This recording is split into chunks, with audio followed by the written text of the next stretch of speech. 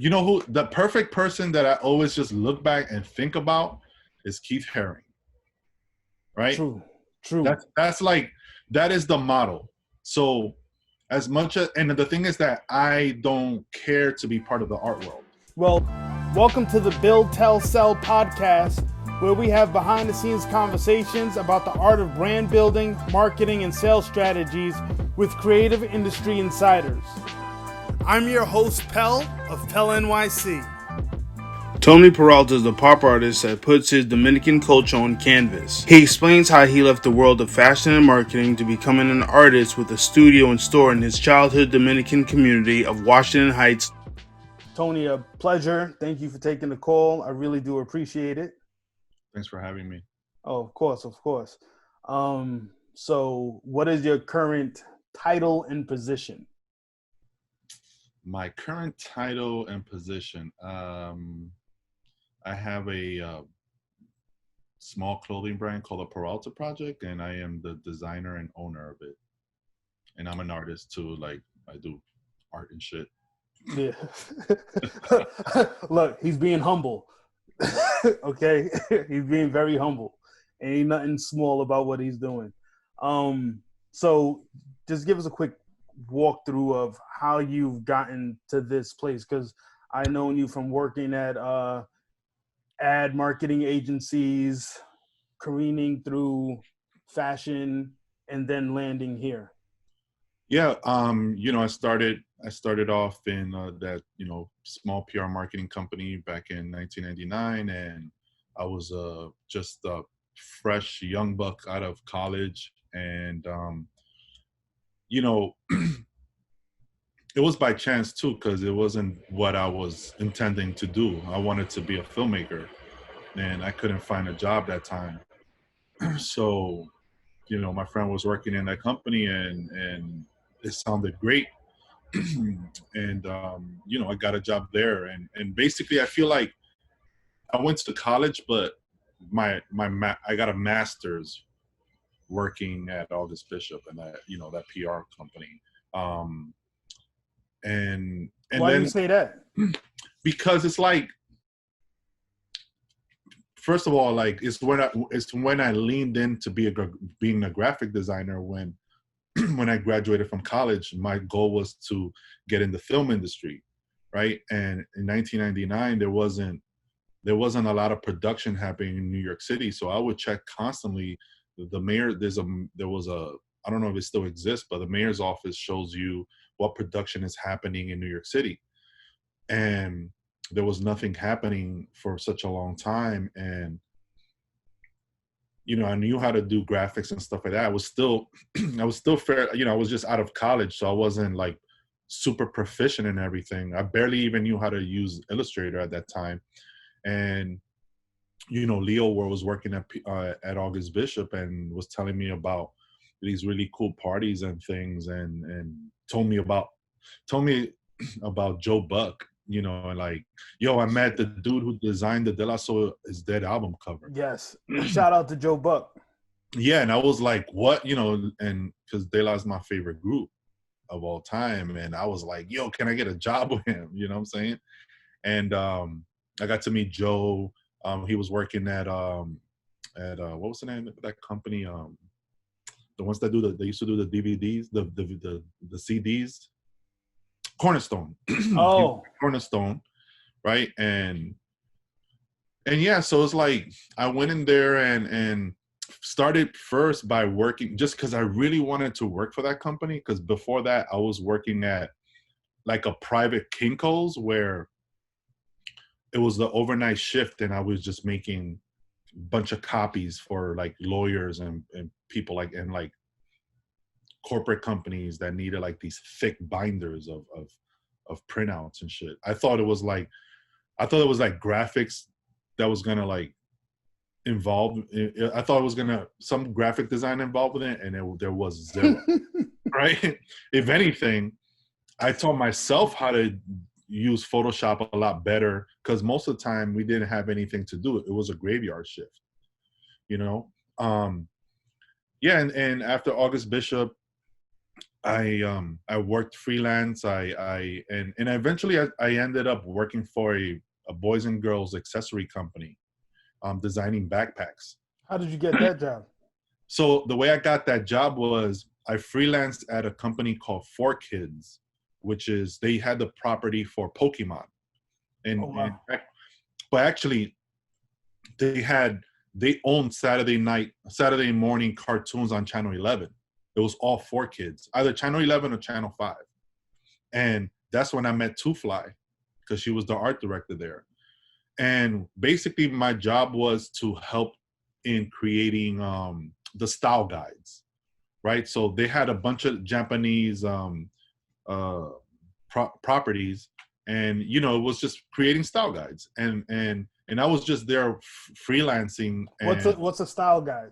so style guide is for when you get a license, you when you send that to the licensor. No, you're the licensor, and you get a license. So to the licensee, you send them this guide where it has the official logos, it has the official colors, Oh. PMS colors, maybe repeat patterns. There's some style guides that are better than others, right? But it's like if you want to get approved to make whatever it is that you're making, you It's the have to. Bible. It's the Bible, so you have Yeah. to follow this style guide.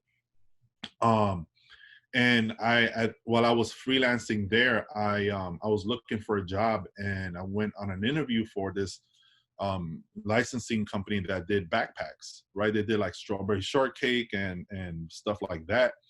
And it was funny because I didn't know how to design anything, like, but I was really proficient at the computer. And very well, like that time, like 2000 to 2002, 2003, like people who came out of college fashion school didn't really know how to use Illustrator. Zero. Right. So that was good for a lot of us, right? Yeah. So I remember sitting with like the art director, and she was very impressed that I knew about style guides. And she was like, you ever design a backpack or anything like that? I said no, but I know your secret. I know that you guys buy stuff. I already knew the fashion secret because I freelanced at Aeropostale and in a couple of places, right? And I was blown away that designers had all these, like, if it's denim or whatever it is, and they're just fucking knocking that shit off. And I'm like, wait, what? That's what y'all do? Like, get the fuck out of here. Y'all biting. So I sat there and I was like, I never done that before, but I know the secret of what you guys do, and I could definitely sketch that on a computer. So, and yeah, she gave me the job. Oh, of course. And that was the start of like Yeah. my into being a designer. And the thing is that prior to that, I really wanted to work for a brand so bad, right? When I was working at August Bishop and going to Magic and meeting you and meeting everybody, right? Yeah. But I was so like green. Like there's no way that, how am I gonna, like, I was trash as a graphic designer. Like, how am I gonna come and like work with you or Deuce and Joe? Like, my heart was broken when I like. Now I remember when you was doing the bag thing and you was like, yo, fuck these bags. Yo, but it's crazy because it's like, because of that, it put me in a whole different realm and category. And as much as I wanted to work at in the urban, right, in the urban market, I was good. Like, I was making a really good living. I wasn't like leaving at 9 or 10 o'clock, you know what I'm saying? Like, I had such a great schedule that I was like, nah, I'm good, you know what I'm saying? But what made you do the transition from that into just doing art? Well, and there was a moment where I just felt that I was being too much in front of the computer, and I wanted to do something a little bit more organic, right?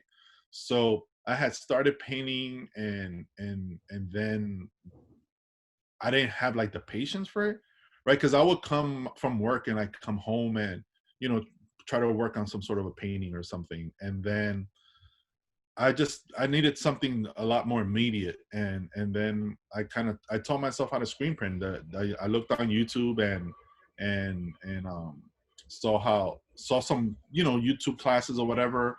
Bought myself a one color screen press that I had here in the crib, and that's kind of like how I learned. And then what I did, I took a class, and once I took that class, I was like, it's on. So it was, I had a better understanding of what I was doing, and I could just literally design something and print it on paper, on wood, on a t-shirt or whatever. So that's kind of like not how the Peralta project started, because the Peralta project started after I had a show that Leo had put together, and I did the freedom piece, right? And people loved that piece so much that That's the piece with the little boy with the bandana that said freedom, right? yeah, with that one, and folks loved it so much, and it was like, oh, you should make that into a t-shirt. And that was in 2004. So the year after, I did all the research that I can to try to make t-shirts, right? Obviously at that time, I didn't have that much money, so paying $45 per screen is a lot of money, right? It's crazy. I found a printer in what was it, in Washington, but Seattle, that had $25 a screen. And he became your friend real quick. Yeah. So and like a year later, I had the t-shirt made, and like my first two accounts that I had was Probus Uptown and Brooklyn Circus, because I had New Ouija. Oh wow! I didn't even know that you was in Ouija spot in Brooklyn Circus. Yeah, man. Like that was my very first account. Oh wow! Shout out to Weed. Shout out to Brooklyn Circus and Probus. Yeah. What to you makes up a good brand?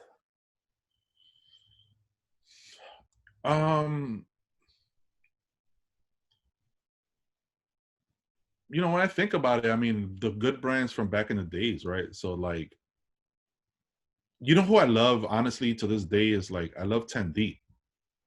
You know what I'm saying? Like 10 Deep, like, that guy Scott, like I remember reading an article about him, how he used to freelance for academics, and like he started 10 Deep on, just doing it on the side, and like him being a graphic designer.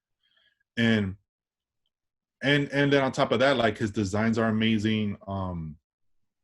I feel like good brands are the ones that are started by the whoever the founder is, or the founders that they're actually artists and graphic designers, right? Yeah, like those are the brands that I was a real big fan of. Like people that are more hands-on to.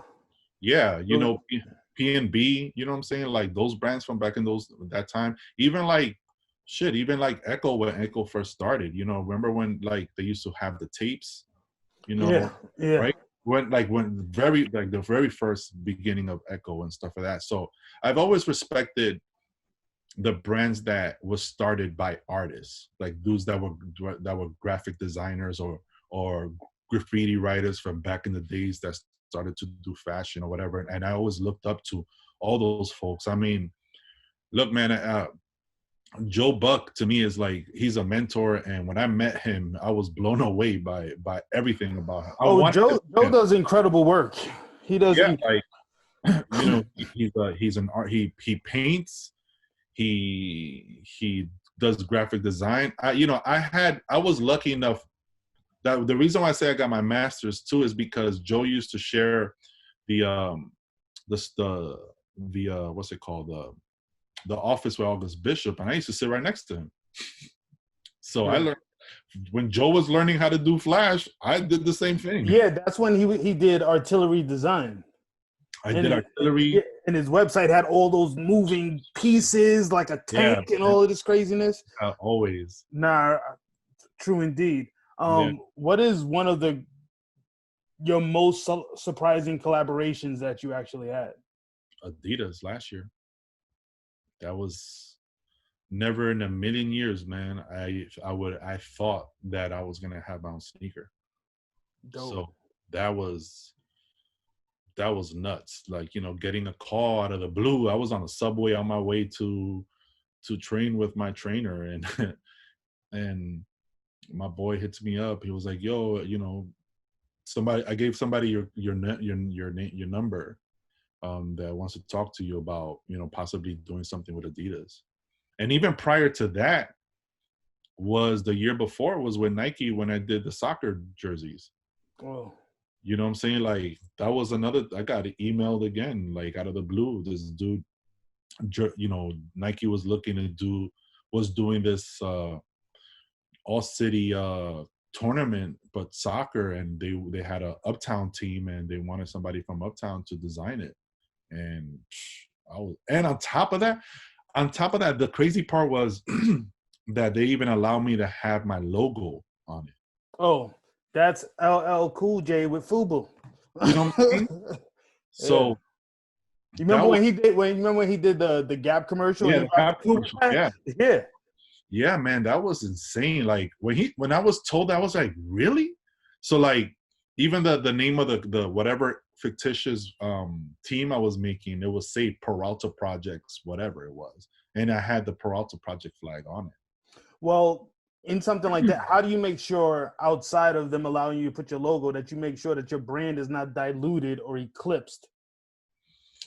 I mean, it wasn't. I mean, I think it all depends on what's being brought at the table, right? So what they were being asked of me was, they, you know, obviously they wanted somebody from Uptown, from Washington Heights. They, you know, I mean, I was basically representing Harlem, Washington Heights, and the Bronx. No, but I mean in general, like any of the collaborations that you've had from Nike, yeah, Adidas, Brugal, whoever. Yeah, it's, you know, when you're coming to me, it gives me the upper hand, right? I'm not coming to you. You coming to me. You want what I do. So if I don't agree with whatever it is that you're pitching, I'm not doing it.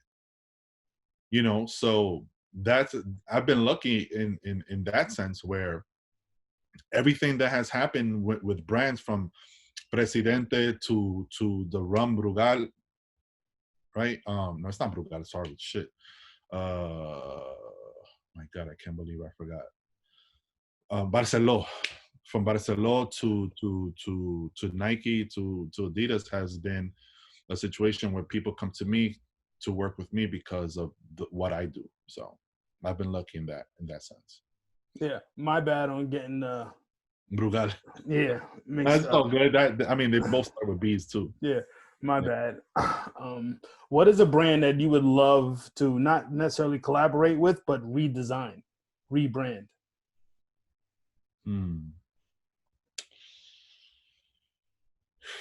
That's a good question.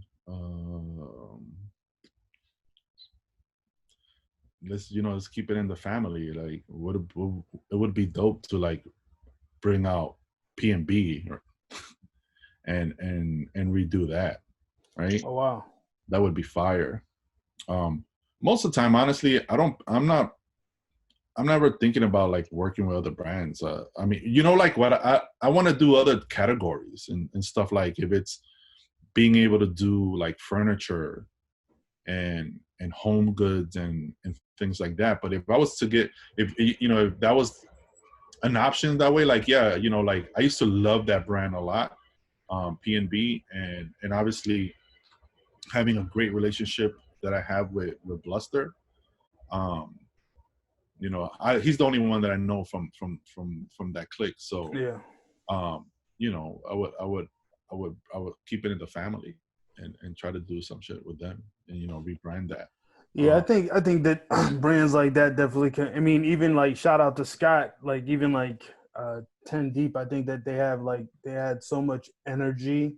Yeah. And it'll be great to see that, you know, because those guys came from bigger brands and they trickle down some of that information. So how has working in a corporate structure helped you in developing your brand and your art? Yeah, you know, it's helped me a lot, because there's a lot that I learned from my old boss. His name was Bruce Makowski, and that was the last company that I worked for. And it was a handbag company. He has started it. So he was the president of 9 West. and he left Nine West and started another handbag company called Kathy Van Zeelen, which was named after his wife.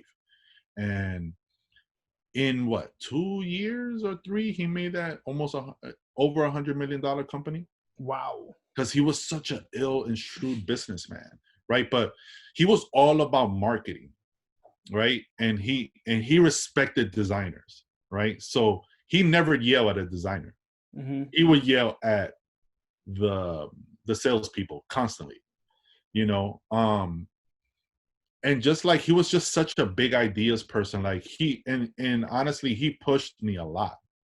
You know, the other day when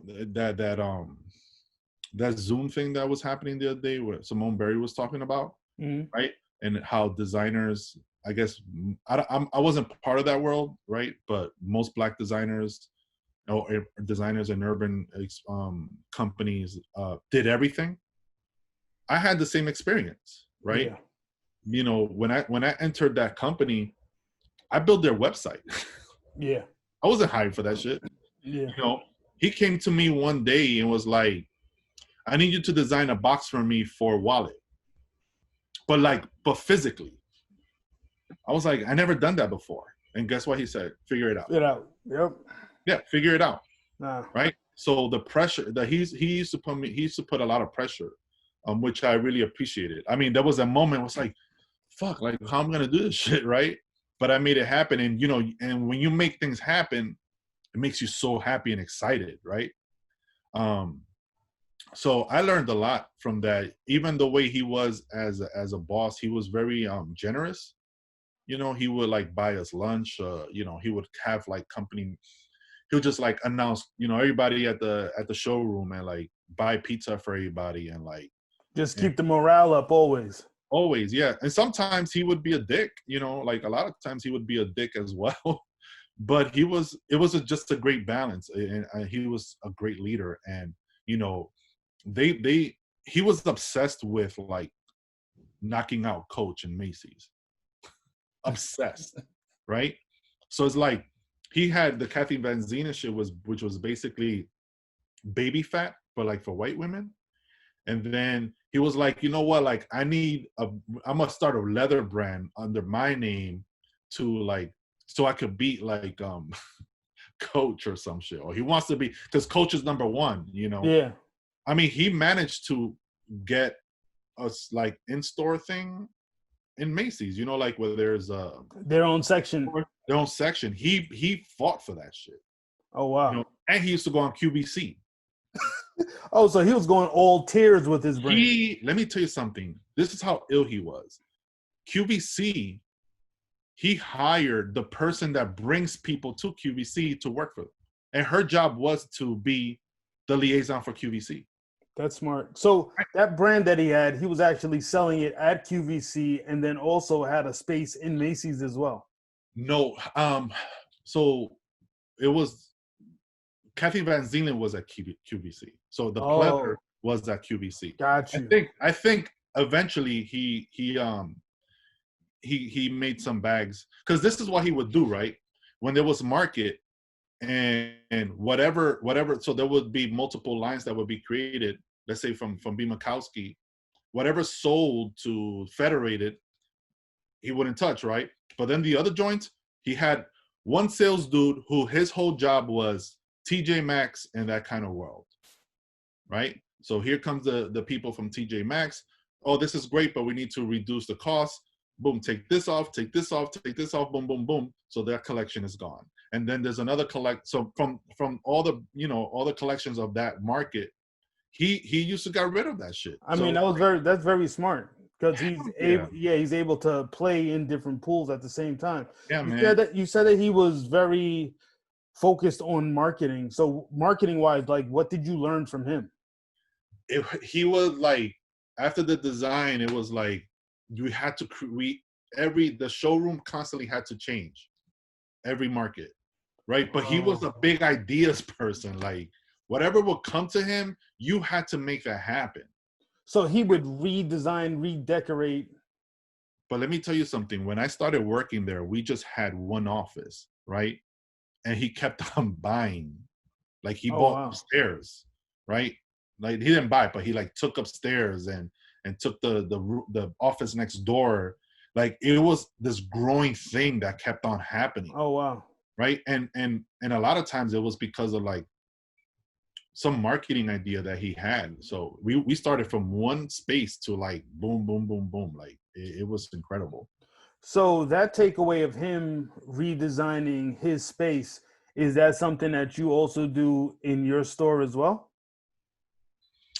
Um, Not necessarily, but one last thing that I didn't that I learned about him, and the reason why I never wanted to be in like clothing business, like cut and sew, was because you got so much more from accessories, from a skin of like, and I love accessories, and I always thought that I would want to start my own accessory brand, right? Because from one skin of a cow, you could get 3 items from there, Mm. right? You know, you're not dealing with sizes and stuff like that. Yeah. So when it comes to like my shop, it's not really a shop. Like I think that the way he was strategic with doing different things, I think that my strategy was more like not keeping inventory, right? So like the majority of things that we do at the shop is made, everything is made to order, right? I Mm. learned that. Well, definitely in Atelier.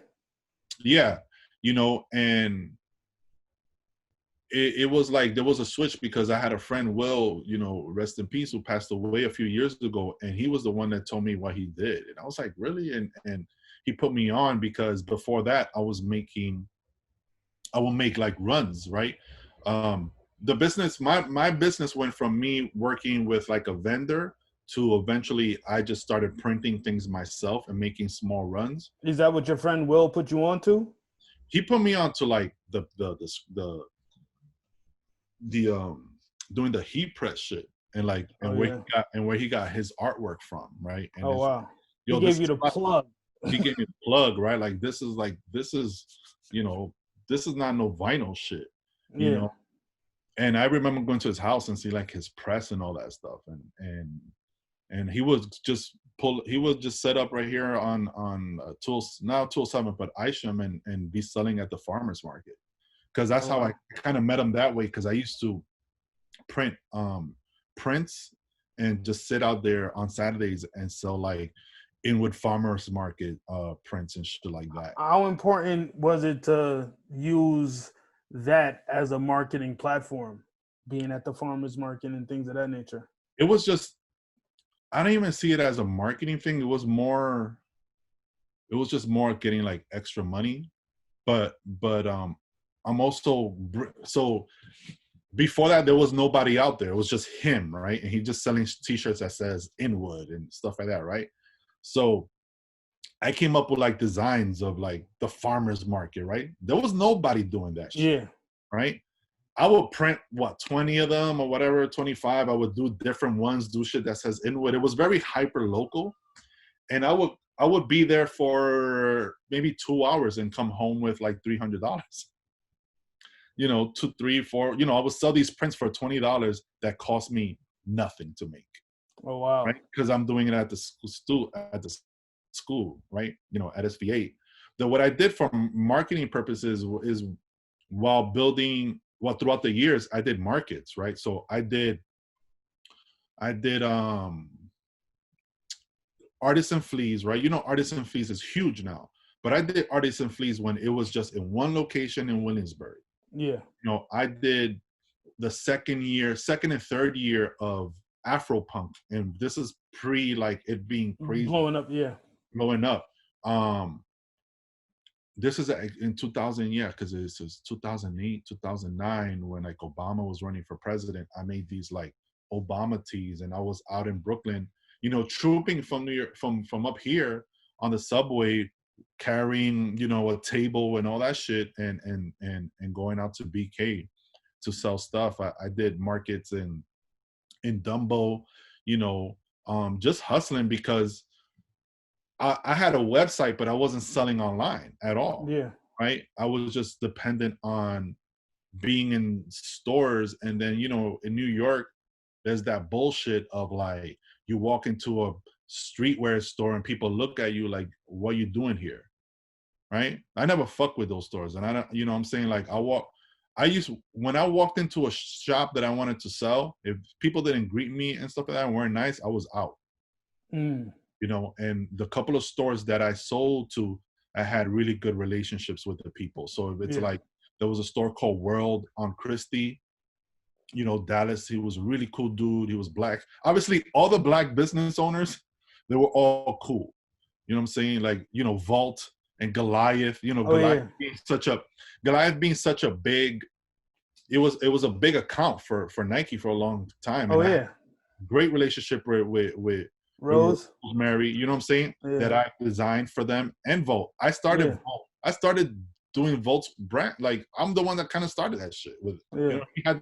You know, Wayne had the idea of what he wanted to do, and I was I've done some freelance for Wayne too. You know, so that's kind of like how that's all how like I started. It was just doing all of that, including the artwork. Shit, didn't you have a show at Vault? No, but I think you was the one that took a picture of me at Vault. We went to it was a group show or some event. And I was just there with my camera. That's when I started like really getting into shooting.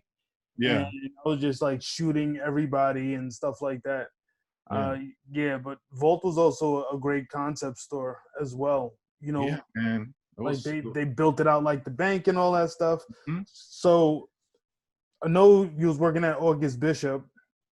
Like, what did you learn, even marketing wise, from them at the time? Everything. You know, what was to work under Dexter, Barney, and fucking Leo. You know what I'm saying? Like, Leo is good at what he does, and being there with Rich, like that was a training. Like I said, it was like getting my master's, right? Because I didn't know shit about shit. I didn't know what was product placement. None of that stuff. So I learned all of that. So while working at August Bishop and then meeting people is the reason why I was able to, if it was getting the source or getting an antenna, you know, little things like that, you know, that I never took the Peralta project seriously because that was just like my side thing, because I had a great job. Did you help work on that when they were releasing the Kobe 1 with Adidas? Were you part of that? I was part of it as far as I was the one that worked on, you know, because Dexter was a big ideas person as well. So Dexter always wanted to wow the client. So I remember putting together a presentation for that through Flash, right? And he was, you know, it was just wowing people with the way. So that was my contribution to that, you know. I never worked on marketing campaigns. I worked on the visuals. Oh, got you. Yeah. Mm-hmm. I redesigned the site and their business cards. Yeah. Oh, I didn't know that. I mean, so when they was dealing with that Kobe joint, I was like, yeah, these dudes are doing some whole next level stuff right now. It was the first time I went to LA. Yeah. When you was a kid, what did you used to collect? What I used to collect, comic books. DC or Marvel? Marvel, but I didn't read them. What did you do? Just collect them and look at them? I did. I looked at them and I mimicked it was like fine. That's how, I mean, my cousin Brenton, he lives in London. That's how I got introduced into drawing the Marvel way. Yeah. Because he would like walk me through, like, no, draw this. Mm-hmm. Like, learn the anatomy and stuff like that. Like, don't draw these other cartoons. Learn this stuff. And I thought that was very important for me because, like, you start learning the rules of the body and then you can break it. I was just mimic what it was. I was a very lazy kid when it came to reading, but I was just like more fascinated with the visuals, right? Yeah. And just kind of like drawing my, you know, Spider-Man was my favorite, you know. I did have, you know what I had though from DC? I think it might have been the only DC comic book that I bought was when Batman was killed. Oh, but he died, and it was yeah. like Yeah, that was a big issue, and they actually like was working up and talking about the marketing behind it. That was the first time that I saw. I mean, they probably did it before, but that's the first time that I saw a comic book like take on that depth. Yeah. To me, it kind of led to like having these big graphic novels like Frank Miller's The Dark Knight, and these other ones. It was like, okay, comic books are becoming these little mini movies. Yeah. Like when you was reading those graphic novels. So you're doing more D2C right now. Why haven't you ever ventured back into B2B business? What, like wholesale? Yeah. Oh, hell to the no. One, go to who? All the boutiques are gone. And honestly, what the Peralta project has become, there's no store that exists to sell it. You know, why do you say that? I mean, my stuff is more it's Latino based now. Yeah. Right. So there isn't a store that caters to, I mean, besides like a store, maybe some sort of boutique that's around, like if it's in Washington High, like in Latin neighborhoods, but yeah, you know what I'm saying? Like, nah, man, I'm good. I don't want to, the idea of having to chase, there was a moment where the Peralta project was growing, and it was like 2009 and 2010, where I got a girl to work with me as a salesperson, right? And like at that time I had like 10 accounts, right? Not only in New York City, but outside of that. And that shit was a nightmare, man. Just like chasing people for money and people not receiving things and COD, all that shit. Nah, I'm good on that, man. I don't want none of that. Unless it's a situation which I was talking to somebody last year about, where I could not licensing, but it's just like probably making like a sub brand or whatever. Oh, got you. And having and dealing with somebody in the business, right? Got you. I was talking to somebody, and hopefully I could still revisit that after this is all over. Yeah. What is one of the greatest hurdles that you had in starting the retail space, the physical retail space? Hurdle, honestly, there hasn't been one. The hurdle is learning the rules. Like when you open up a business, there's like laws that you got to follow, right? So I'm not an entrepreneur, right? In that sense, right? I don't know that. I didn't know that you have to get everybody. You open up a shop, the shop has to have insurance, and then and now that I'm doing payroll, like 2 years later, now I'm doing payroll. And let me tell you something.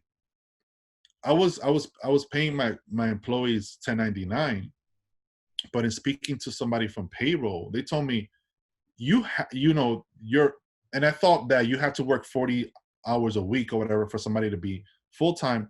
I was like, no, if you have somebody that comes in consistently, that's full time, and you have to have payroll, and then on top of that, you have to have insurance for your employees, like not like health insurance, but just like if something happens to them. So like my shop has insurance. Now if something happens to my employees, they have insurance. Like it's just like one of these like learn as you go things. I didn't know that, it's those are that was more the things I didn't know about, that you're learning as you go, because it's just like, I just thought you get a shop and and that's it. I bought it, I put paint on the wall, good to go. And make sure at the end of the day, it's like, just make sure you pay your taxes. Yeah. Right? That's it. Like, and no, there's more to it now. Got you.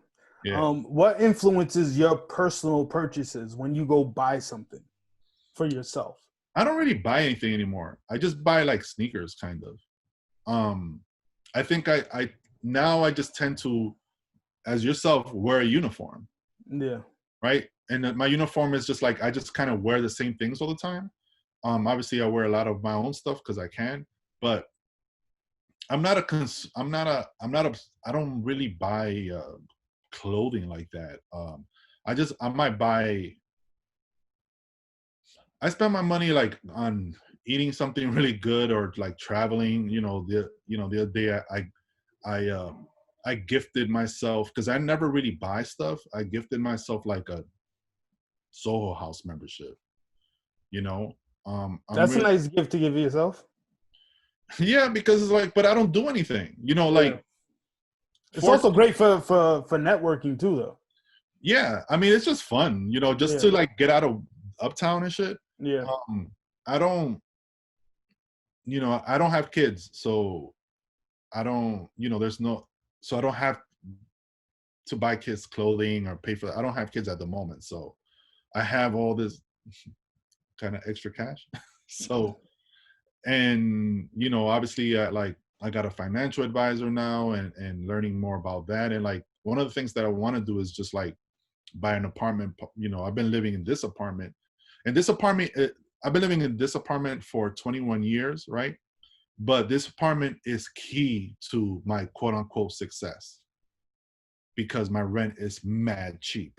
So this has allowed me to have another rent that I pay, right? My shop, and again, I don't, my student loans and all that shit are paid for. So I'm able to use my money with investing on, obviously I have a staff of 4, it's shit like that. Mm-hmm. Got you. And this apartment is extremely important.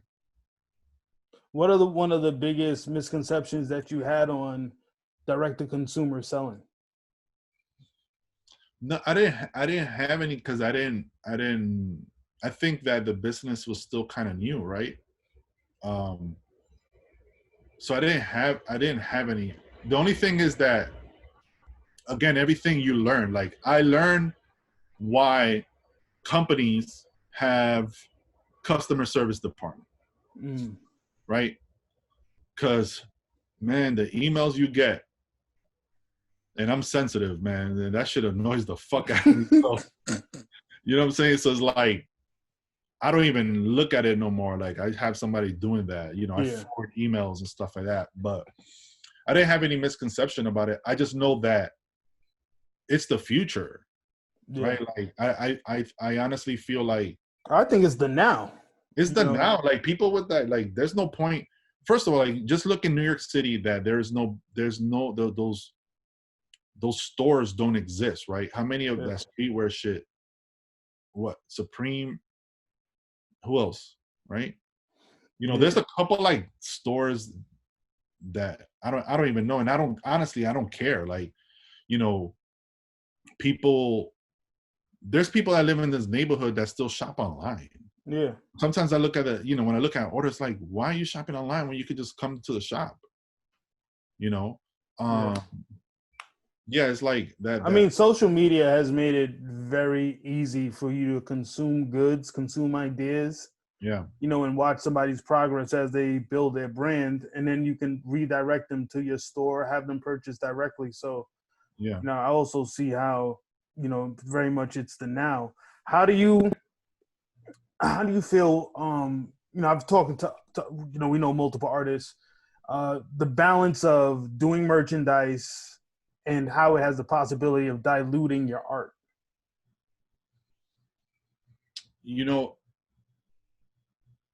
There's something that I used to kind of struggle with, and sometimes I still do, but I try to, because there's the standard way of doing things, right? But that's all bullshit, right? That if it works for me, who the perfect person that I always just look back and think about is Keith Haring, right? True. That's like, that is the model. So as much as, and the thing is that I don't care to be part of the art world.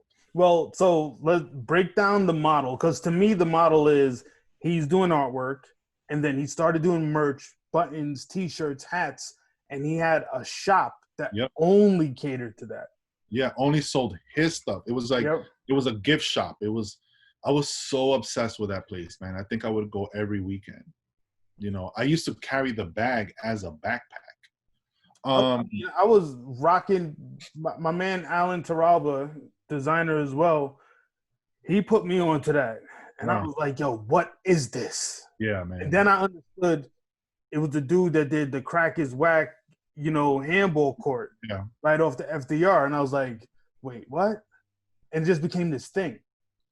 Yeah, I think that I don't, as much as I just learned a lot of lessons, from the beginning, seeing, I wanted to be in a position of like the 10 deeps of the world and all of that, right? But obviously it's just me by myself, right? And I didn't have any investors, but at the same time, like what I was doing when I started doing it was just a side thing for myself. It was just kind of like a hobby. Whatever money that was made, I would just put it back, right? Mm-hmm. And I just figured out at one point that I'm not part of all of this. I'm not part of that urban clothing clique, right? I'm not part of some downtown New York clique, right? I'm from Uptown. I'm from Washington Heights. I'm Dominican, and I've always been proud of that.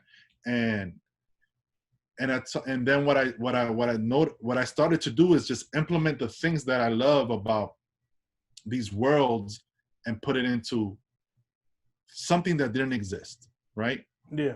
It's like you found your niche. Yeah, I just started doing it. I did a Washington Heights hat and I did a Washington Heights snapback. Nobody ever done that before. You know what I'm saying?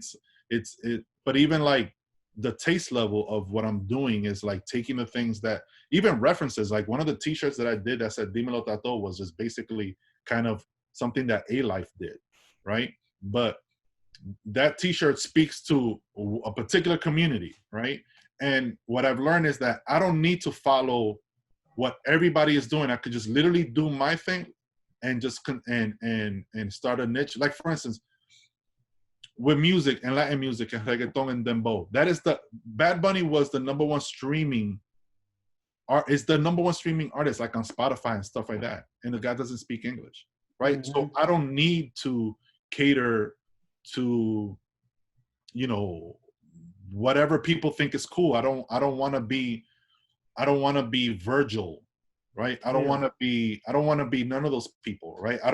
Because I don't want to compete with whatever it is they're doing and all that hype shit and all that stuff. Like when people buy my stuff, is because they feel connection to it culturally, right? And I'd rather have that. And on top of that, my demographic goes from a 17-year-old to somebody's mom, right? Yeah. And people bring their grandparents or their mother to my shop to look at my artwork, to look at something of their culture that was never presented it that way. And that to me is way more important than just being some hype beast situation. That's why, like, even when it comes to art, thank God I make a good living, selling t-shirts and stuff like that. And I still do art, but my art is expensive. So my community doesn't necessarily buy art. Somebody's not gonna walk, unless he's a drug dealer, come into my shop and buy a $10,000 art piece that's in the wall, right? So, but I still need to do it, right? And because I've done that, now I have an art piece, a Celia con Rolo, that is part of the Smithsonian. That was part of an exhibit that they own it, right? All of that happens is because that shit didn't exist, right? So I'm just gonna continue doing me, being true to myself and continuing to do what inspires me and what inspires me for my culture, and not worry about what anybody else is doing. I don't want to. I'm not part of that world. When people tell me what it feels to be part of the art world, I'm like, I don't know what that means, right? Because I can't. For me to put together a show, I can't roll up to some gallery in Chelsea and say, hey, I want to have a show. Can I be here? No, I can't do that. I don't know those people, right? But I could pay for a space out of my own pocket. Yeah. Or I could get a brand to pay for it, and fill that fucking shit up, right? And still and it affect. And the thing is, to me, honestly, I'm more concerned with the everyday person than the cool person. Yeah.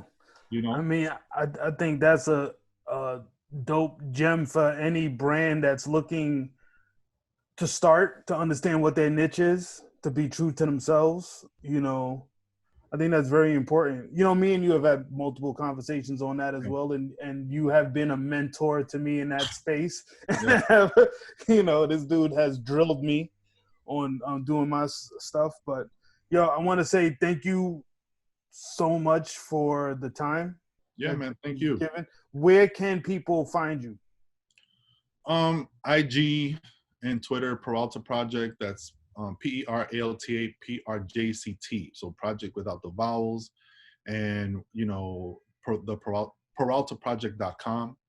And that's basically it. And just, you know, I would just want to say thank you. You know what I'm saying? Because, you know, you're one of my mentors. You know, I just remember, like, after like leaving August Bishop, and you know what I'm saying, and like you working at Azure and coming up there and like just dying somehow to get a job working with you or something, you know. But it's like, what's you and Deuce are two people that at that time I used to just kind of like be around and come and talk to. I would come and visit you, you know, and it's really important, and it's really great to just, you know, for us to be friends. And like, you know, there's times that you disappear, and I'm like, yo, what the fuck is hell? You know what I'm saying? I gotta hit you up and be like, yo, what's up, dude? Like, where you at? You know, so I really cherish our friendship. Nah, I do too. And shout out to John Deuce over there out in Portland doing his thing. You know, he's all the way out there. Super cool, creative. Nah, I appreciate it. This dude tried to hit me with the tear jerker at the end. Nah, man, you gotta give people their flowers while they still. Oh, nah, true indeed. So we'll end it right here, and I appreciate it. All right, bro. All right, peace. Thank you so much for tuning in. The show is available on video at PELNYC, IGTV, and YouTube, and audio in iTunes, Apple Podcasts, Google Play, and Spotify. Please subscribe to the show, and if you feel so inclined, leave us a 5-star rating, and please leave a comment for your thoughts on this episode, insights, and ideas. And most importantly, please enjoy life, nurturing your creativity.